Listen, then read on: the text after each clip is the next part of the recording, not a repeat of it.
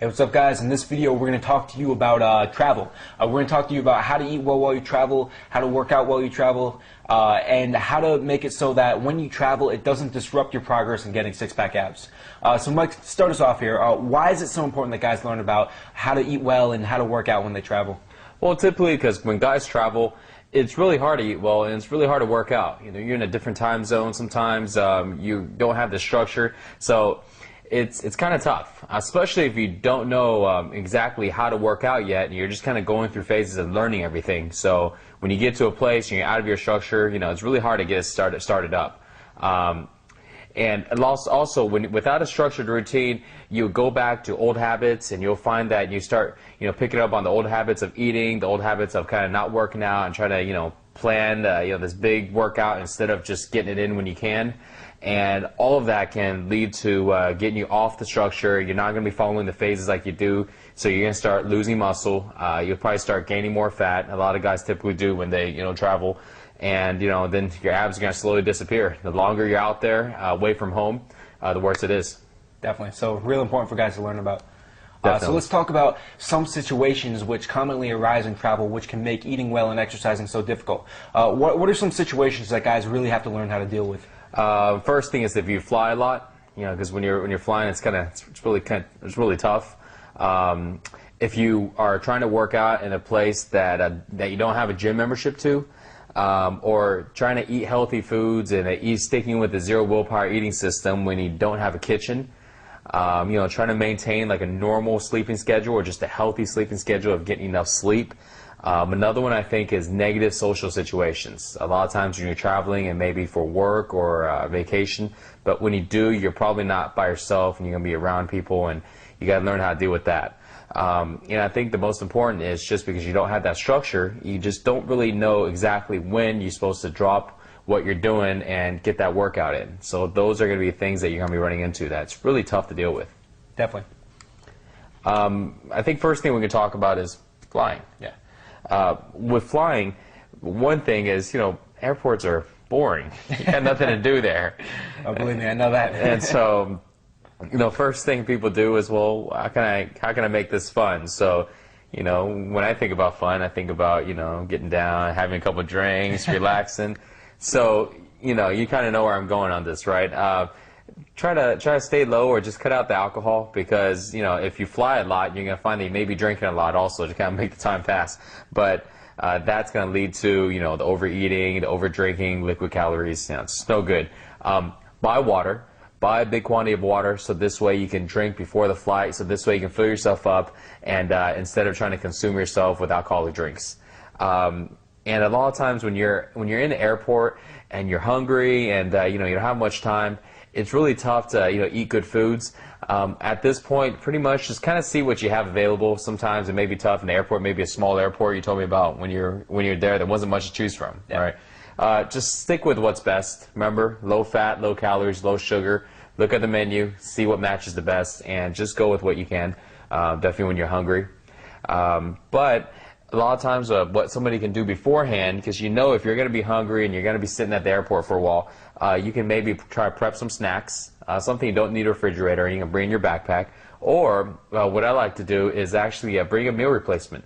Meal replacements are basically powders. They're similar to protein powders, but they have more vitamins and more carbohydrates and fats to where it matches just like an essential meal. It has all the components of an essential meal. And you can get them in these little packets. You just tear it open, put it into your shaker, add some water in it, you shake it up, and then now you get a full meal. So you just drink it, and it gives you all the nutrients you need. Yeah. That I think is probably the easiest. Yeah, definitely. Instead of trying to bring a big protein or something like that. So I think that's one of the best things to do probably for flying. Yeah, and I think if guys do that and kind of prepare something in advance and realize they're going into kind of a very dangerous nutritional situation, it'll tremendously help you, because I can't tell you about how many times I've had like a 3 or 4 hour layover and I'm bored, so I go and have a few beers, and that's bad by itself. So, yeah. But now I'm bored and I'm kind of drunk, so my willpower is totally gone. So now I just go eat some junk food because I'm really bored and I have nothing else to do, and before I know it, it's like a real nutritional disaster. Well, and you feel like crap the next day, from the drinking and from all this food. I mean, probably going to be having diarrhea. Your stomach's going to be just flipping out. Yeah, definitely. So there goes 2 days out of the week. Yeah, and it really affects you because, you know, like you're already dehydrated from the junk food and the drinking. Then you get on the plane, which dehydrates you more. So you land, you feel like you got your ass kicked. So yeah, you don't work out for 2 days and just start your trip on a real negative note. So really important not to do that and avoid those bad situations while flying. Okay, so let's cover another area which guys typically have a lot of problems with, which is getting in the workouts in a new city where they don't have a gym membership. What can guys do to work out even when they're not a member of the gym when they're in the new city? Easy. You just do body weights. Body weight exercises, if you look in the program, you'll see that there's a lot of different days where you have functional body weight exercises. You don't need equipment. You don't need really a lot of room. Pretty much like a typical hotel room has more than enough room to do those exercises. But a lot of times if you stay in a motel or a hotel to where, you know, most of the time I think they have at least some basic gym. You know, it may not be fancy. A lot of times you'll see they have a couple machines here and there. If they have a set of dumbbells or a little small dumbbell rack, you can just do exercises that require just the dumbbells. Because if we look at the program, you'll see that you can probably do about, I'd say, at least about 70% of all the exercises with just a pair of dumbbells. You know, they have to be probably kind of pretty heavy or maybe adjustable, and maybe a flat pitch. And pretty much this way you can stick with the program.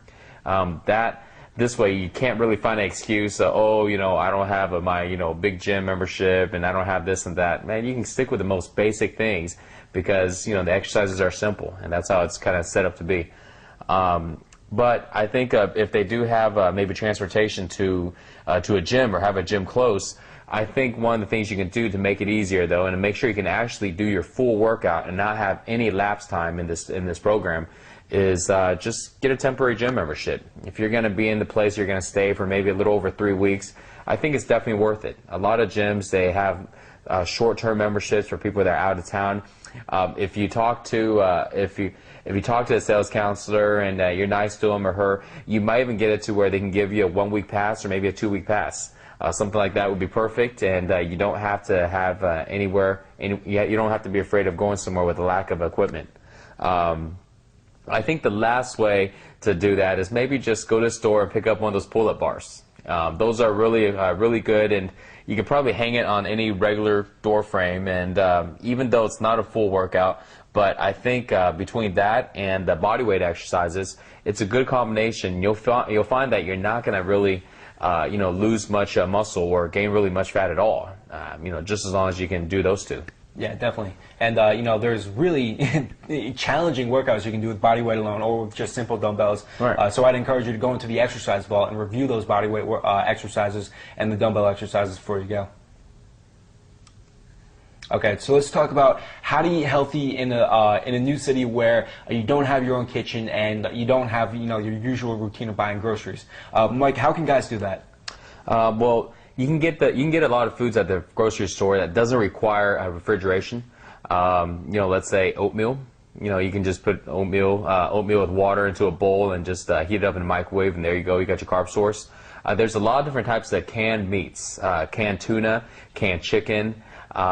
There's even different types of maybe healthy beans or chili and things like that in a can. Just make sure you have a can opener or pick one up at the store.